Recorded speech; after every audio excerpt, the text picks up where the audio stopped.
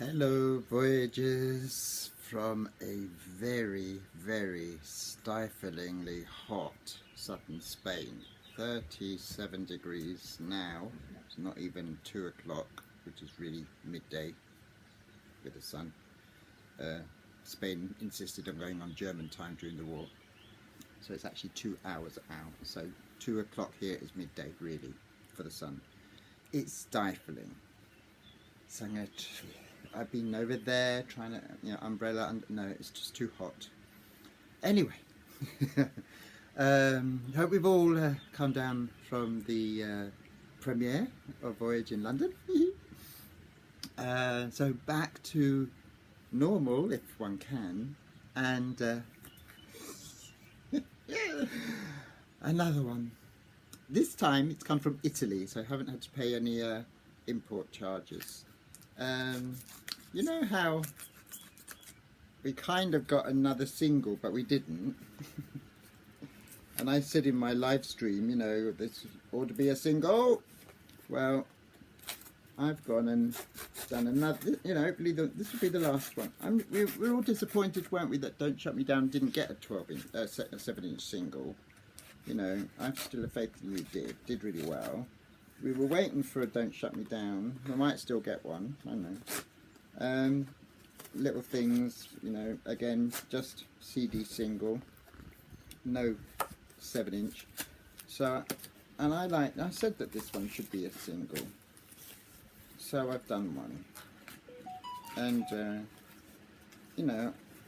I liked having, a 12-inch for Dan, which came out really well, good sound, because I tweaked the sound. I bumped up the volume just to limits, so that when they do the pressing, it's an acetate pressing, it did well, because my Don't Shut Me Down 12-inch was a bit tinny.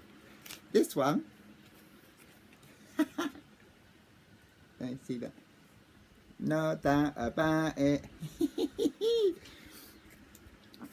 I did it, before we knew the updated pictures of them. So I took that, it's obviously a superheroes with their heads put on, because Agneta and Frida are very busty, and Bjorn and Benny are quite bulgy, shall we say, but and they've got that on the back. So I'm gonna see, and I tried something retro. I don't know, how did I get this open? I did a retro thing with this one. Oh, that's really quite nice. The picture had to get, just download it. It's come out really well. That's a higher quality picture. Maybe I should put that on the front. But anyway, I put no doubt about it.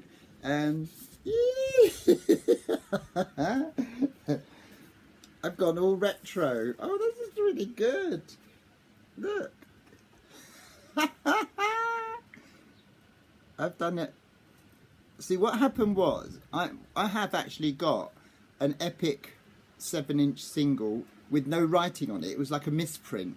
So I got that, and I think it's the B-side of Dancing Queen or something when it was reissued.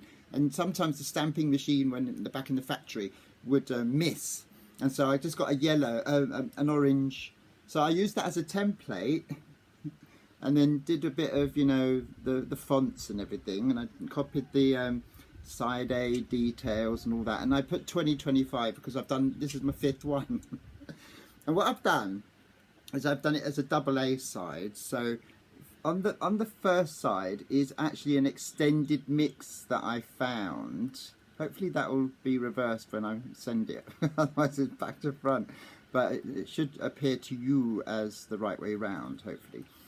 So that is 4 minutes 37. I put that on the A. It looks really, really good. And then I'll put the original album version, the 252 version, on the. That is absolutely stunningly, really, really well replicated. I'm really impressed by this is from an Italian company. If you want to know, at the end of the day, I don't know if you're supposed really to do this, but as long as it's just a one-off, I don't see me getting into trouble, because it's just lovely. This is retro 1976 to 1979 when the ABBA records all came out. It's really whether it sounds any good, I don't know, because it's the first time I've used these people. But it looks really, looks really lovely. Wow, I'm really happy with that. So I'm going to play that. I can't play it, obviously, because, you know, if I play something, they want to put a copyright thing on. I mean, back in '79, you would have got it like that in the UK, because they only started doing the things after Voulez Vous Angelize. This looks really, really good. What's inside? I don't know. I mean, let me see if I can find you detail. They're really good people to do it. It's called Vinilifizio. I don't know whether you can see that. I mean, if anyone's interested in doing it, I mean, I don't know the sound yet because I've only just got it and opened it. But that's Vinilifizio. Vinilifizio.com. Made with love and knowledge. It's got like a pizzeria. It looks like he's doing a pizza, but it's actually a vinyl record. I don't know if I can see. Where's my camera? There. Vinilifizio.com. It took a while.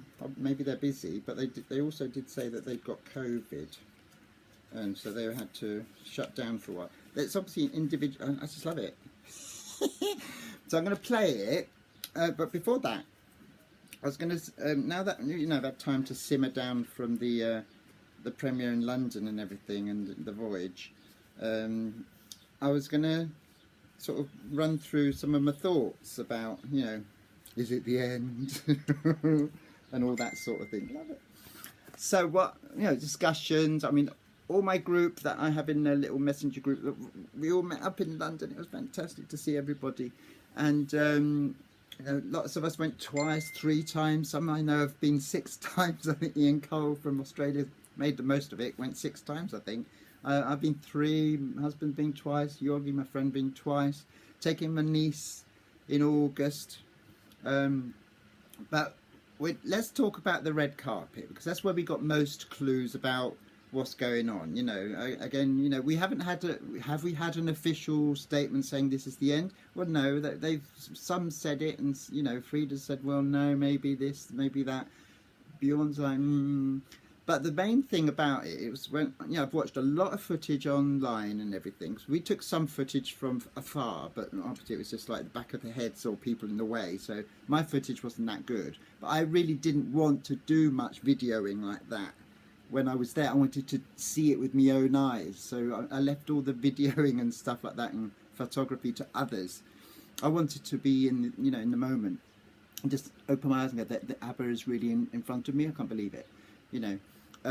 So the red carpet, you know, there was a lot of footage, and I've seen a lot of wobbly footage from the Sun live stream, which, if you find, is about 2 hours long. So it covers the whole of the the red carpet with all the A and Z list people.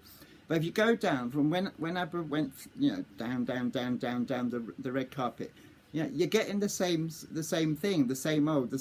You know, the kind of, I think they're kind of torn internally. I think a little bit. You know, they basically need to settle it, don't they? They need to put a statement out like they did in 2017 about getting back together again. That this is it, an official statement, because we get bits, and yeah, and you know what ABBA fans are like. They're always like wanting more. But let's face it, the red carpet questions from the journalists, they're obviously just like hacks. They haven't, you know, some know their stuff, some more than others. But, I mean, the recurring question is, you know, is there going to be more? And I think by the time that Benny had got to the end, you know, when it was the Swedish interview with TV4 or something, or Radio 2 Sweden or something, I think he was a bit hacked off, Benny, because, you know, he was right. I mean, in one answer to a question, the girl said, you know, will there be any more? And he just looked at her as if, are you mad? You know, we just spent 5 years doing this, built a stadium, an arena, and now you say, is there any more? So I can see where it's coming from, because, again, we've not seen all of the stuff going. Us lot, we know the work's been there, but the journalists only see, oh, it's just presented on one day, and, you know, magic it up, you know. So I can see his frustration by the end of the red carpet as to why he was like, you know, no, this is it, you know, enough, we've done enough, you know, give us a break. But then again, you know, they were going along you know, they were all four of them going down. So you get interjections occasionally. There was one particular part where one girl presenter or interviewer, she said that, you know, is there going to be any more? And if you take it in parts, the Frida was on the left and she just went, like, it's either, not that question again, I don't want to say anything, you know, like, yeah, I want more, or we've already done some other stuff already. And then it was, I think Bjorn was there as well. I think he was the quietest. Actually, Bjorn was quite quiet throughout the whole red carpet. I hope you're okay, Bjorn. Maybe it's a Pippi thing on your mind, and personal problems. But Agneta was really throwing herself into the red carpet, you know, and her English is actually not too bad considering she doesn't speak it at all very much. The last time was 2013, and they were kind of quite repetitive, sort of learnt statements. But so this was more sort of, shall I say, shooting from the hip.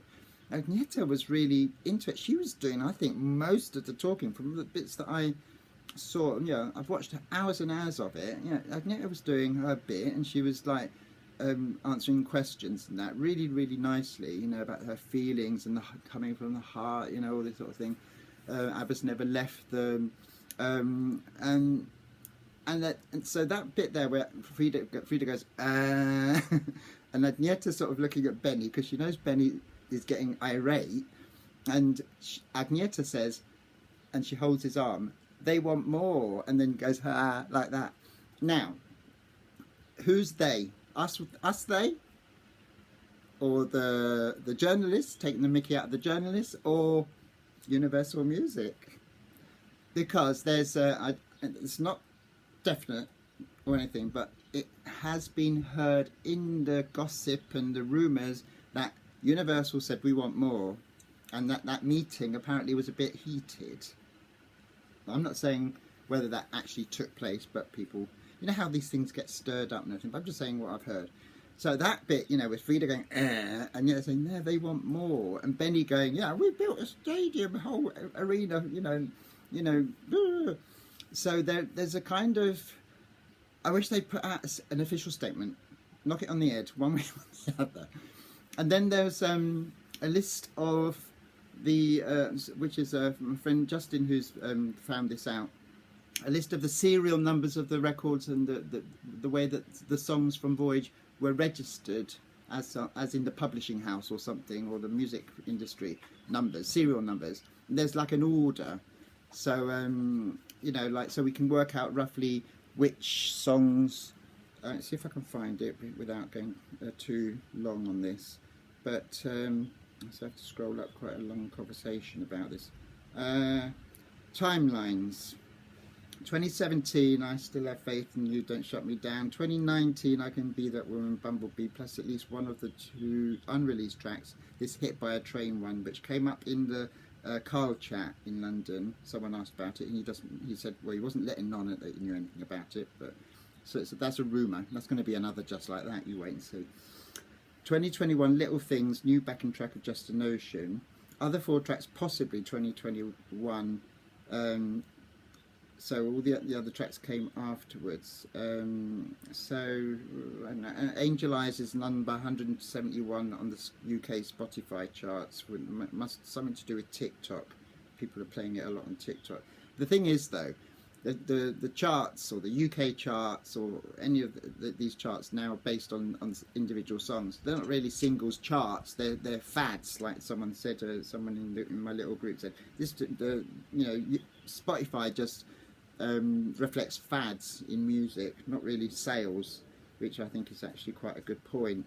I'm just catching up since. Right. So, yeah, I'm thinking, me personally,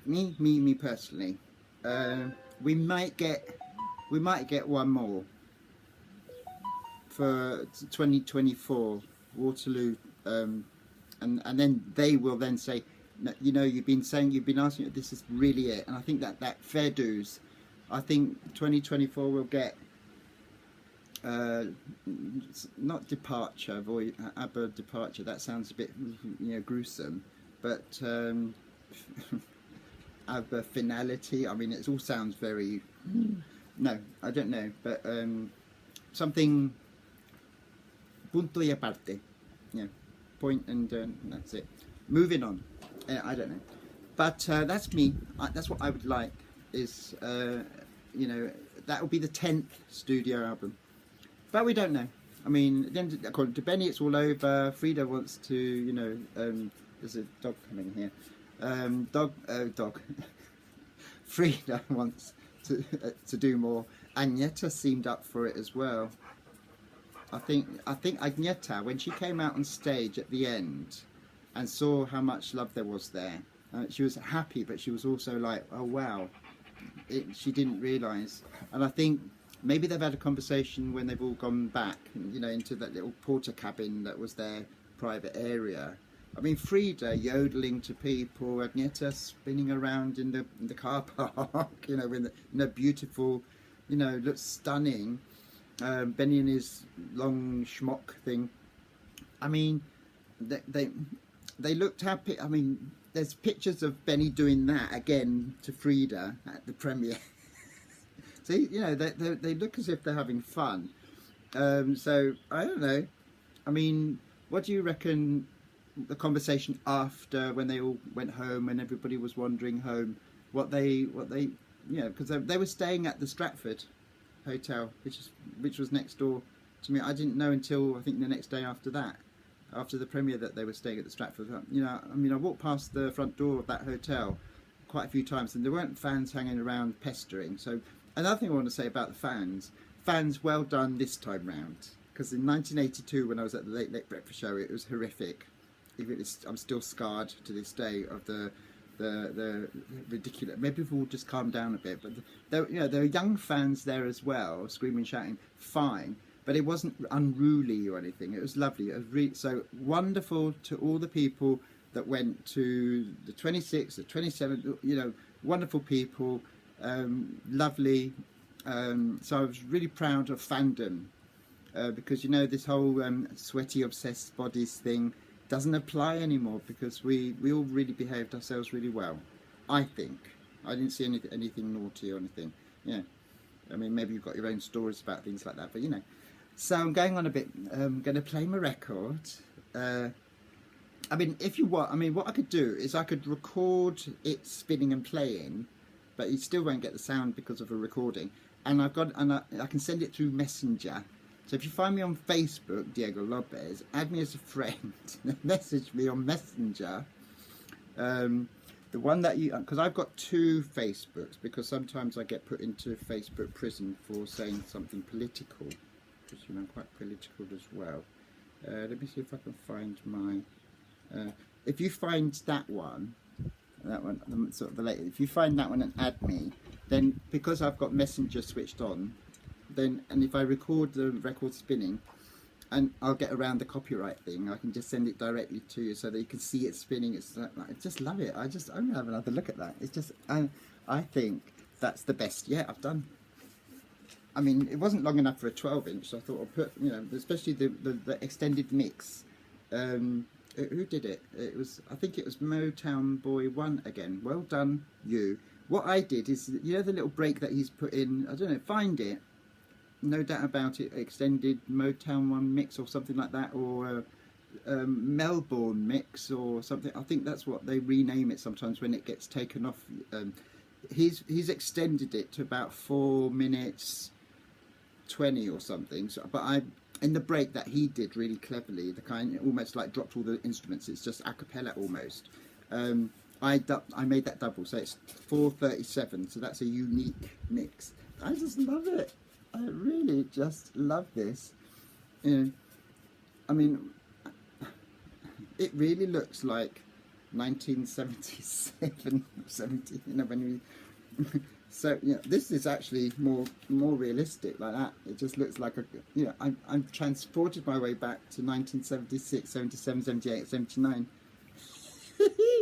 Right, so I'm going to play that, and anyway, that's well, I've probably forgotten something to include. Got my new T-shirt on, but I'm dripping. So I'll speak to you soon. Ciao.